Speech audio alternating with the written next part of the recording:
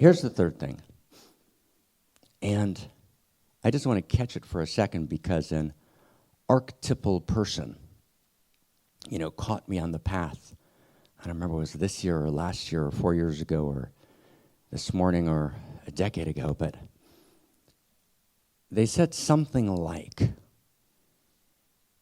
it was so great yesterday, but it kind of, it was like I had to think. You're saying, right, like words like ontology. I don't want to be thinking. I come here to get out of my thinking mind. Okay? That's a really bad idea. Okay? So I want to kind of just stay with this for a second. This is really important. It's a really, really big deal, right? Because as we said this morning in our meeting, our facilitator meeting, we are going to occasionally use words that are ontologically orthogonal to each other, right? We will occasionally go for isomorphisms. There'll be a sense of indefatigable perspicacity, right? So that may happen occasionally, but no crazy, words don't matter. Words are bullshit. Honestly, words are bullshit, but thinking's not. Okay, that's a really, really important idea. As we have to think and feel together. And how many people are just to get a sense of this is, and I thought maybe I came to because when someone did mention this to me on the path, I thought maybe I took a wrong turn and this was a fundamentalist Bible convention, which is important. I happen to love the Bible and know it quite well. Right? It's a good book, complicated book, needs some editing, a little rewriting, but there's some real good sections. Right, but I thought I might have come to the wrong place. So let me just check in again. How many people here believe that evolution's a fact, that evolution's real? I do. There's an evolutionary part. You do. Okay, just checking in on that. Okay, so let me just do a little evolutionary thread here. Reptilian brain only can feel in the immediate present. Okay, so just checking in. Any reptiles here? So we have a reptilian brain.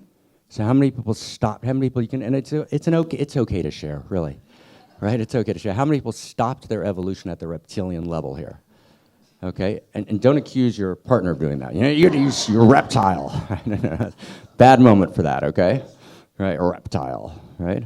You gotta feel that word, reptile, right? So we went from the reptilian brain, stay close, right, to the mammalian brain, right? Then we went to the neocortex.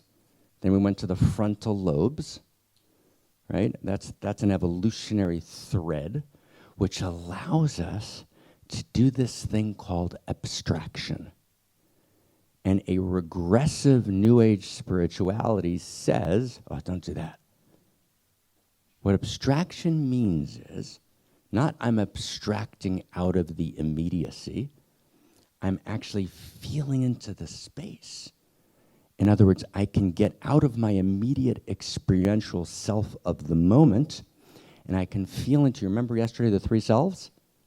I can feel into the past, psychological self.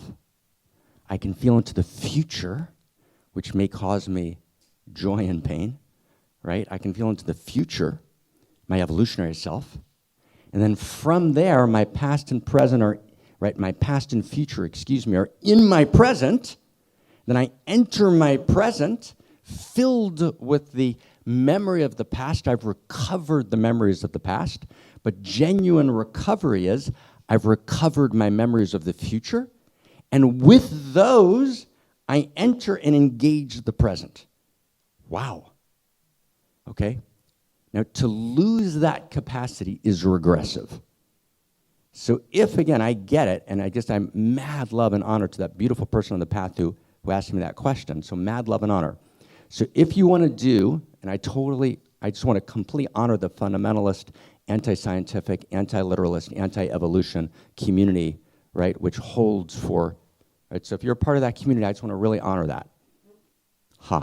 Okay, right? So, right, but if you're not part of that community and you're here, because you actually get that evolution, whatever that means, it's been misread as a fact, right, that we actually have the capacity, right, to bring into the now all of the past, isn't that beautiful? And all of the future. And with that, enter the now and get absorbed in the infinite power of the now, but the now, as opposed to my friend Eckhart, who writes in his book about the power of the now, there's no past and no future, mistake, huge mistake, tragic mistake. Of course there is, right? In other words, and what often New Age spirituality says is, something like, you've heard the lines, right?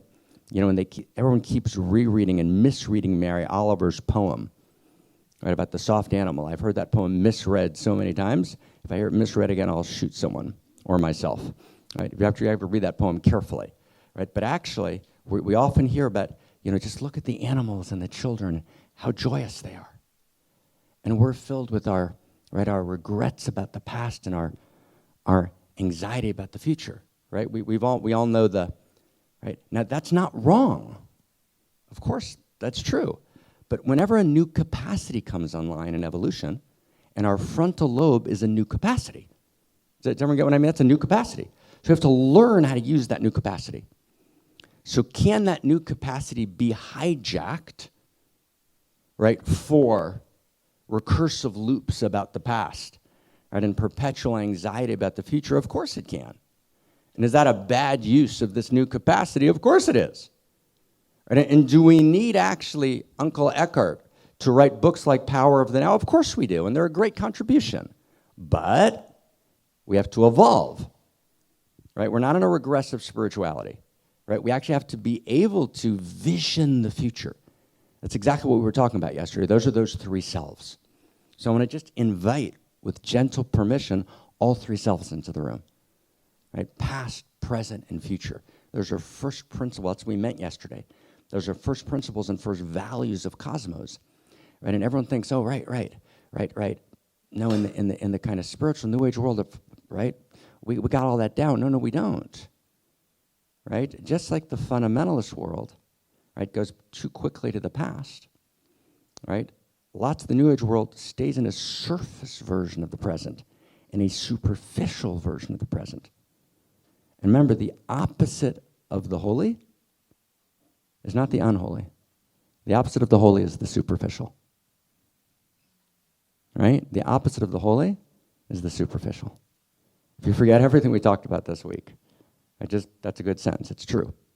Omic, depth. Gavan, surface. Right? So to go to surface, now, if we stay and disconnect and dissociate our minds from our feeling, then we can't think. Right? So I just want to share something just personal, if I can. I've never in my life thought of a good idea. And I mean that not sarcastically or cutely, right? You know, although I'm not beyond attempts at either cuteness or sarcasm, right? I generally failed, right? But so I won't quit my day job, right? But they are fun to try, right? But you should laugh at that to make me feel better. Let me try that again. Let's try. All right. Thank you. God. What a crowd. Who are these people? I don't know. God. Our last festival, you couldn't, right? All right. Okay.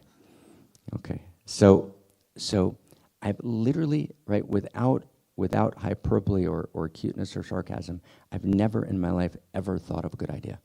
I've always felt a good idea. And that's absolutely true. You feel an idea, right? Any idea that's real. I've never thought of anything, actually. I mostly feel.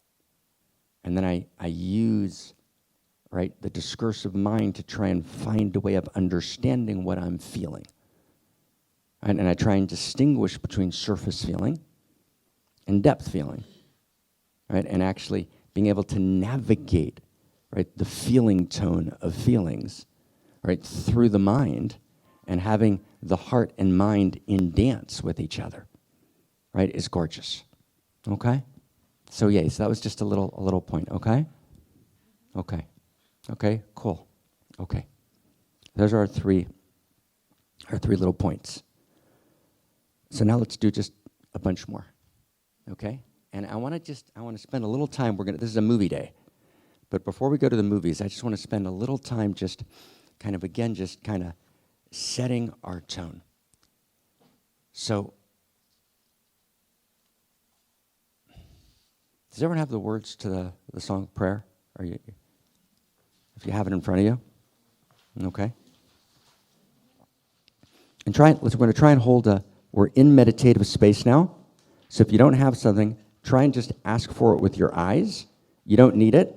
If you don't have it, it's completely fine. If you don't have it, you don't need it. But just have it available. So we're going to get to prayer in a little while. But I want to be and ask us all to be, okay? Krista's walking around if anyone needs it. We're just gonna hold. We're stepping in. We're gonna hold silence of presence just gently. So much thanks, so much gentleness. Okay, we're good. We're good. I would just say, Krista, if someone raises their hand, pass it to them. If you want one, just pass. If not, we'll just come back. Perfect. Thank you so much. Okay. And we'll get Ode to Joy ready. Okay? We'll get that ready.